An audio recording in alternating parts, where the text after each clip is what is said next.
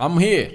I'm here to talk Man United versus Bournemouth at Vitality Stadium, match day live. Hope you guys are really having fun wherever you are. Smash the like button, comment and share. If you're watching us for the very first time, endeavor to subscribe to this channel so as not to miss out on stories that we do upload in here on a daily. Rokan David is my name and hope you guys are really having fun. Garnacho and Marcus Rashford into the starting 11. Anthony not seen with the bus that went ahead to arrive at the Stadium of Vitality, and obviously he's also out of the team that is going to head to make the substitutes at the Vitality Stadium. Smash the like button, comment and share, and don't forget to do the needful. Man United has already gone ahead to come out and really name its starting 11, and the manager Erik ten Hag has really done the needful to see to that he gets into the stadium knowing that Newcastle are now ahead of Man United, and if we don't win we might find ourselves sleeping 7th, and that is really gonna pile more pressure onto the manager of Manchester United, that is Erik ten Hag. So all we want to see is a win for Man United today. And can this team really get a win for the club of Man United? And one might be asking me, Rokani, what's the team that the manager is going to hate to name? Here I bring you the team that the manager is going to hate to name. It's Onana, Maguire, Bruno Fernandes, Marcus Rashford, Rasmus Højlund, Garnacho, Casemiro, Dalot, Aaron Wan-Bissaka, Kobe Mainoo, Kambwala.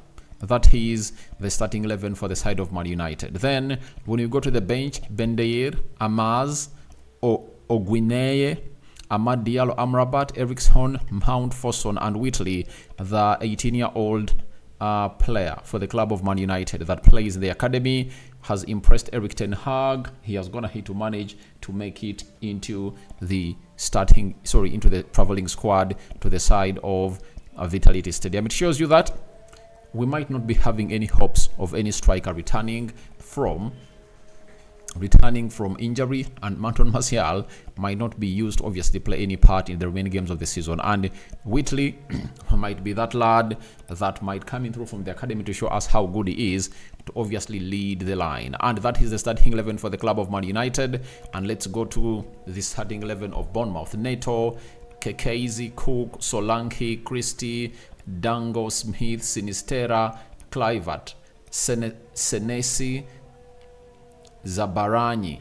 That is the starting 11 for the side of Bournemouth. So that is what the two managers have gone ahead to name, the manager of Man United and the manager of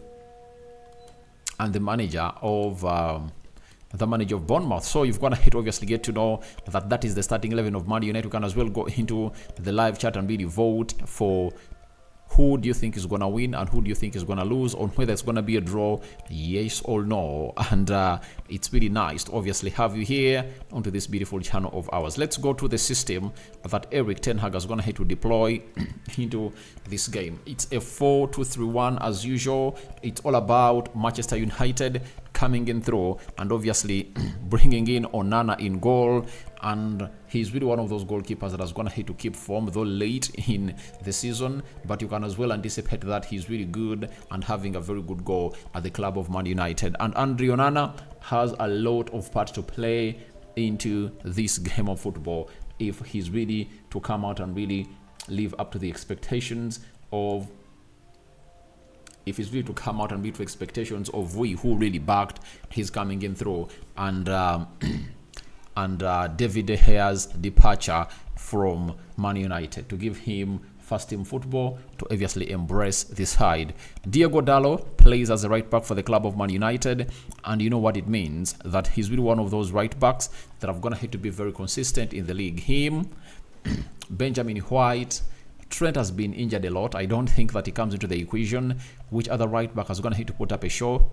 Kylian Trippier is another one whose stats are really huge. So Dalot comes into this game of football to really take us to the next level, and we went ahead and told us that this is his best footballing season ever, according to him, ever since he came in through in Man United and ever since his career of football went ahead to commence. So that is Diego Dalot for you, coming in through and really saying, I'm really gonna play a very huge part into this game. Aaron Wan-Bissaka getting into the left back, costing us a goal against Liverpool that was really uncalled for, and I believe he has not he has not yet healed ever since then, according to me. He has not yet healed, and I believe he really deserves to really act better. Kambwala and Kambwala and Harry Maguire, two central defenders, starting their second game consecutively, and I'm really happy for Kambwala. Very young, but he has gone ahead, obviously coming through and really start his other game of football in a very convincing way, and I really like everything that's gone ahead to do. And Kambwala is really one of those that has gone ahead to obviously put in a shift, and I really love it. Right? So today is his other chance to prove himself that he's really good to go. With Lindelof out for weeks, Lisandro Martinez out for weeks, Varane out for weeks, Evans out for weeks. That means he might be the one responsible playing into what we call the central defense as we play against Coventry in the FA Cup semi-final that is going to be played at Wembley. That is next Sunday. Very much important for the club of Manchester United. So I really call upon all the fans of Man United to back this young lad because of his quality. He's really bringing the club of Man United. For Harry Maguire, he has been having a very good game, a very good go at the club of Man United, and trust me, nothing has gone ahead to stop him from obviously becoming the leader he is.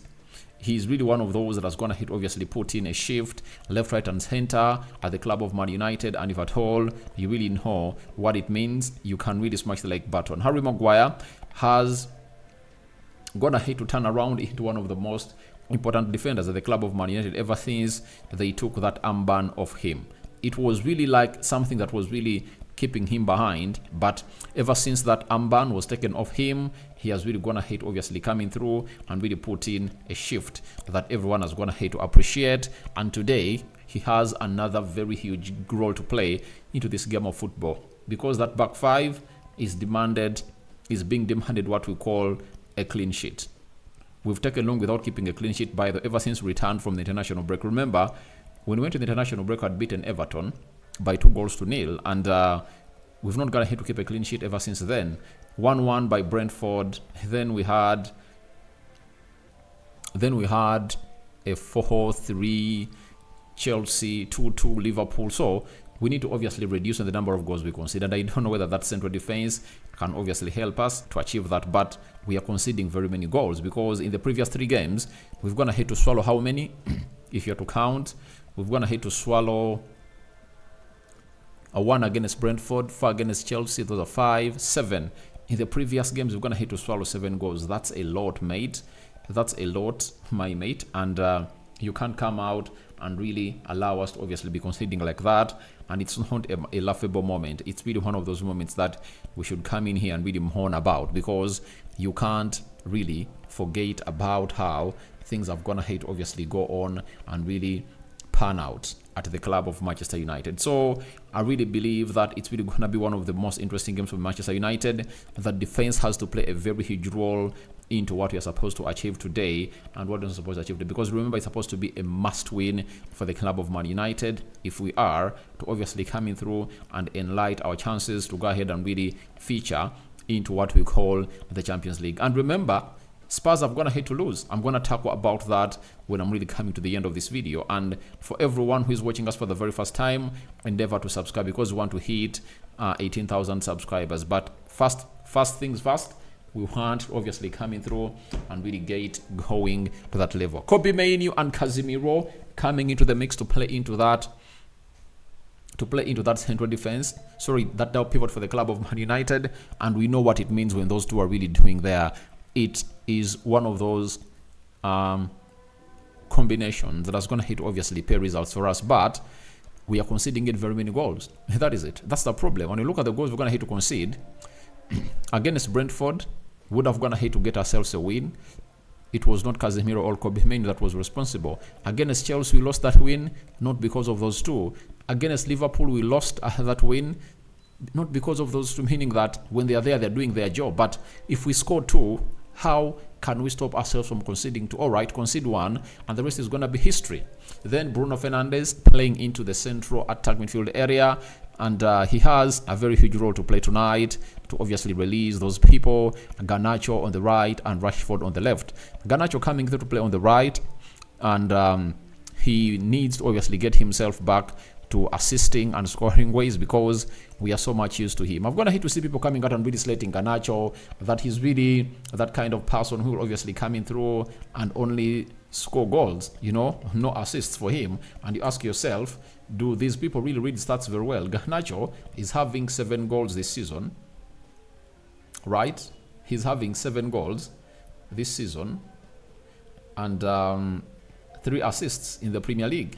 And ask yourself, how many players have the assists he has got at the club of Man United? So if you're really blaming him for assists, then the problem is universal, and we have to come out and really put in a very well shift in there for you. So that is Casemiro, that is Garnacho for you, playing on the right. Rashford returns to play off the left.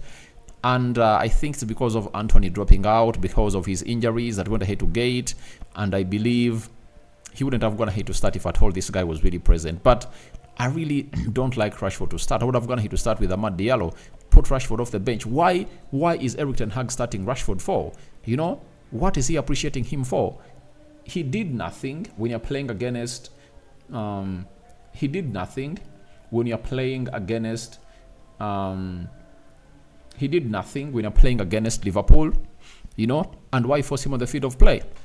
I went ahead and did a video today, and I told you that there is no need to play a half-fit Marcus Rashford, because all his attributes, you'll best get them when he's 100% fit.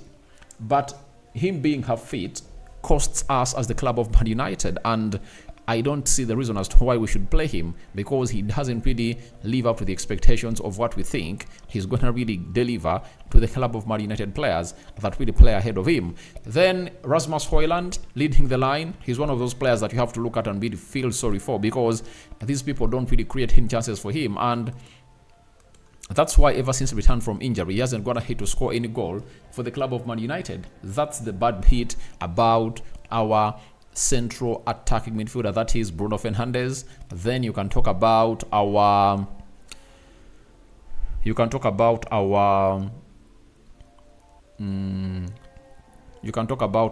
what's the name? You can talk about our right forward Garnacho Rashford, very selfish people who don't really create for our number 10, our number 9, and that's why we are not really getting in goals as they're supposed to be getting in through. So for me, I have no reason to obviously come out and blame Rasmus Højlund, but the people around him are really too selfish that they don't want to feed him into play to obviously get us to where we want him to be always as a player. When we go to Bournemouth, what system have they going to hit to deploy? They've also going to hit to come up with the same system that we're going to hit to play. It's a 4-2-3-1 for the club of Bournemouth. They're having Neto in goal.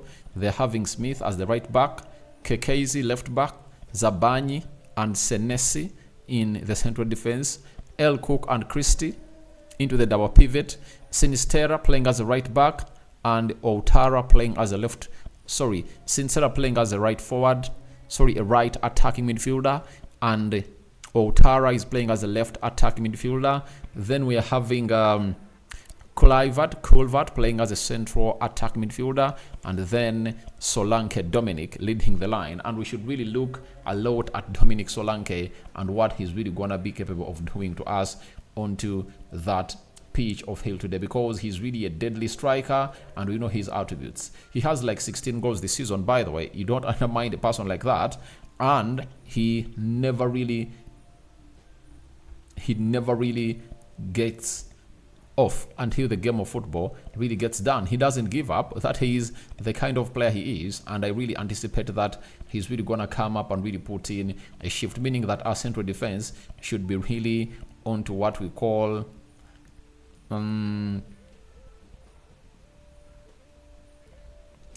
don't really get what we call let me take Solanke. We don't really find ourselves in a position of really swallowing in very many, like we don't want to really swallow in as a side of Manchester United. When you look at Dominic Solanke, 16 goals in the Premier League and 3 assists, so it shows you how a threat he is in front of goal, and we shouldn't really allow him to get going into this game. We should stop him anytime he feels like he should get going. And Sinistera is good, Outara is also good, and we should really stop them from obviously getting into this. And how do you really kill off this game of football? Simple. Get into the final third of the pitch and kill off the chances that you create. That's the only way. You're going to see Man United really getting in the required results from such a moment. But the moment we don't really kill off our chances, then we are going to obviously be second fiddle in everything we've gone ahead to do here in this beautiful game of Manchester United. So I'm here to really let you know that it's really very important to note that all we need is a win. We go into this game of football. Newcastle is ahead of us. I think I should show you a little bit of this table, and you will get to know how important this game of football is. And it's really gonna be one of those wins that Ten Hag will get, and will really give him a relief. When you look at the Premier League table, I really want to show you why this game is really important. Look, we are now 7th. Look at it. We are now 7th onto the table. 49 points. Newcastle is having 50. Tottenham Hotspur is having 60. And Aston Villa is having 60. Meaning that Man United, if we win today, we go to 52 points. And we will be 8 points behind Aston Villa and 8 points behind Tottenham Hotspur. Remember, Aston Villa is playing against Arsenal tomorrow. And they are going to lose, I tell you. Unless otherwise. But it looks like everything is in good books for the side of Arsenal to obviously take it away and really beat this side of Aston Villa. Meaning that if we can win our next 2 games as Man United, we can find ourselves in a vicinity of being 5 points behind Aston Villa. Aston Villa still has to play Liverpool. They still have to play which other side? I think they still have to play. But Spurs is another side that needs obviously come up and really get to know that they are also in danger. When you look at Tottenham Hotspur,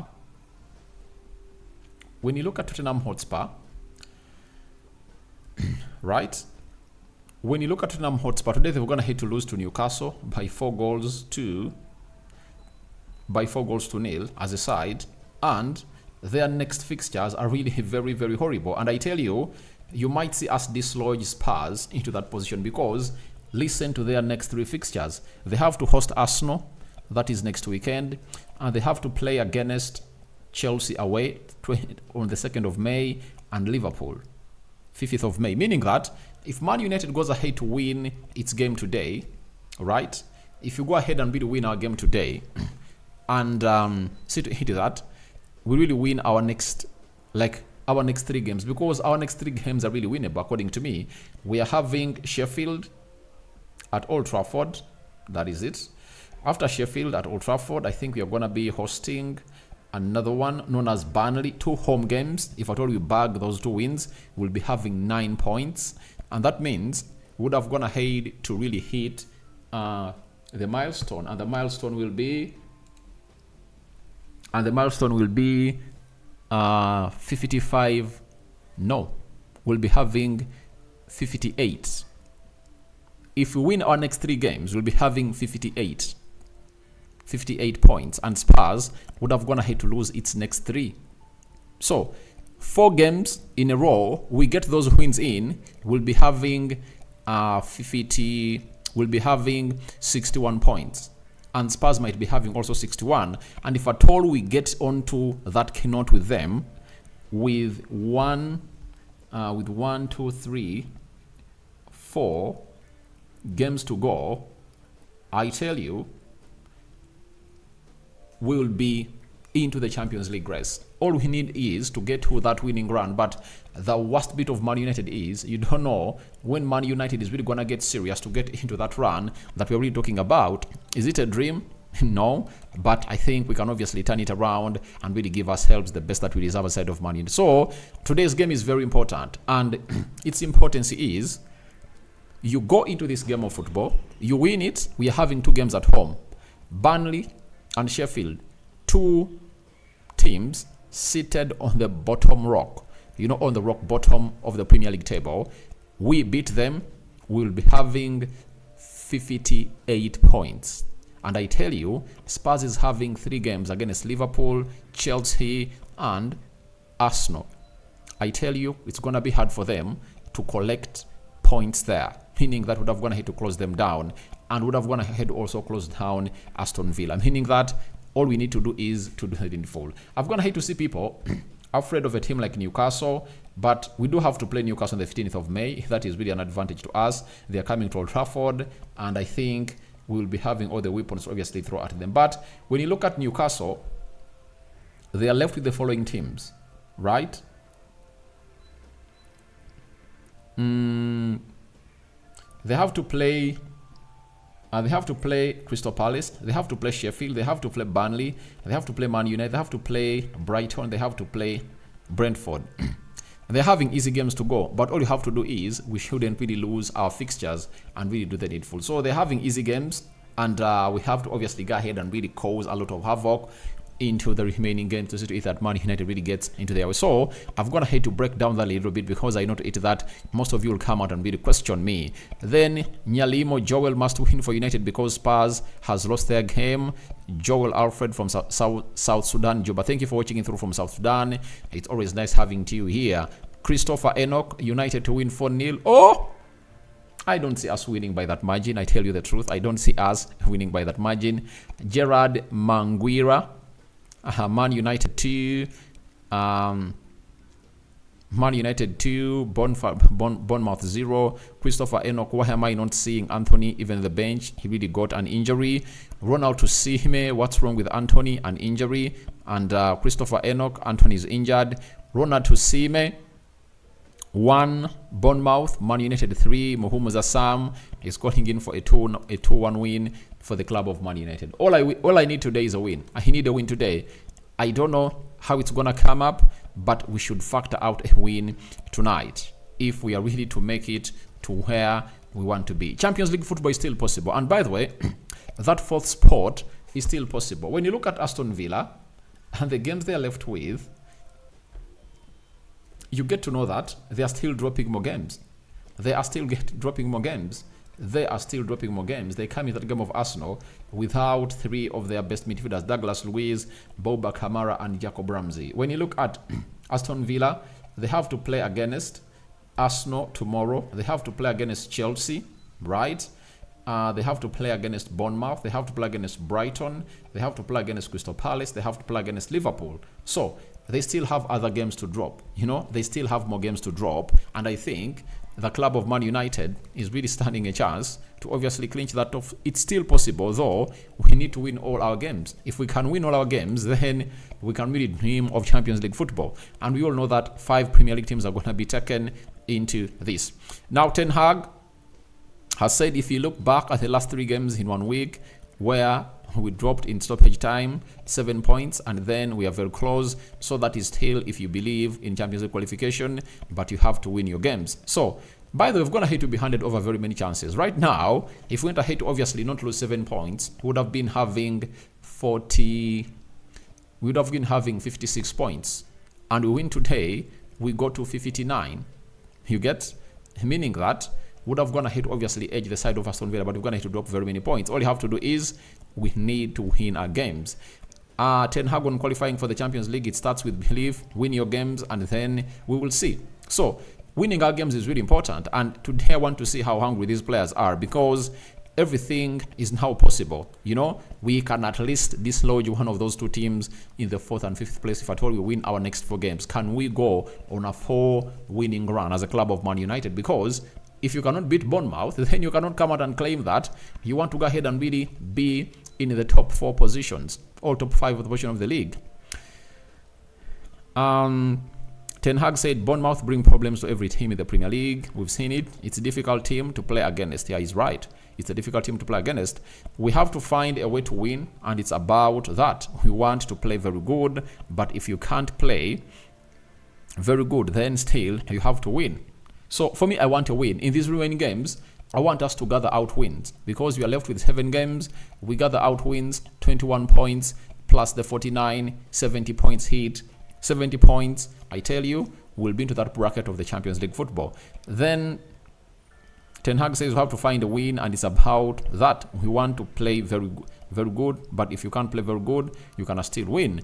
He added and said, when you are in the first team, you have to take the responsibility and you get judged by the performances. We will help them, but we are proud that players like Kobe Mane, Alejandro Garnacho, and now you see Willy Kambwala do the job. That's really great that our academy is producing in players that can help us really do and get this job out of the way. So I'm having how did first leg end? They beat us by 3-0. Christopher Enoch you're asking. And I'm having Erina Ochan 3-1 in favor of United. Right, now let me end this poll and really see how things are really gonna pan out for real. How have you people gonna hit to vote? 82% have gonna hit to call in for United win, and 4% have gonna hit to call in for a win for the club of